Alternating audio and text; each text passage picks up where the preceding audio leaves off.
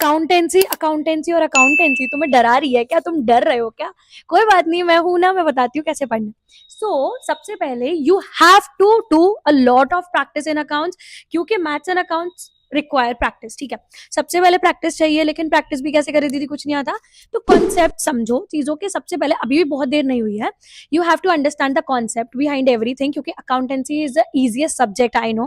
तो सबसे पहले अकाउंट्स ये बोलती है, सुनो, ज्यादा दिमाग लगाने की जरूरत नहीं है, मैं जैसे क्वेश्चन में लिखा हुआ हूँ, मुझे आप फॉर्मेट में वैसा ही उतार दो। So you just need to learn the format of everything and you just need to understand the concept behind everything.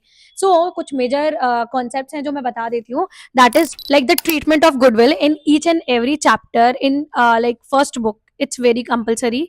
फिर एक आता है डिसोल्यूशन चैप्टर में realisation account, that is very important, क्योंकि पार्टनर्स कैपिटल आप तीनों चैप्टर में साथ सेम पढ़ोगे। तो पार्टनर्स कैपिटल अकाउंट आपका तीनों चैप्टर में सेम रहेगा, रिवैल्यूएशन अकाउंट सेम रहेगा, बैलेंस शीट सेम रहेगी तीनों चैप्टर में।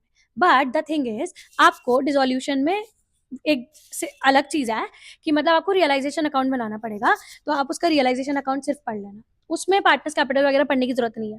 एंड शेयर्स का pro rata is very important, 6 number का क्वेश्चन उससे आ जाएगा।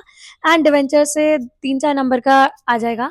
तो अगर आपको शेयर्स बहुत अच्छे से आते हैं तो आप डिवेंचर से निकल जाओगे, अगर नहीं आता है तो प्लीज पढ़ना चालू करो। Bye bye.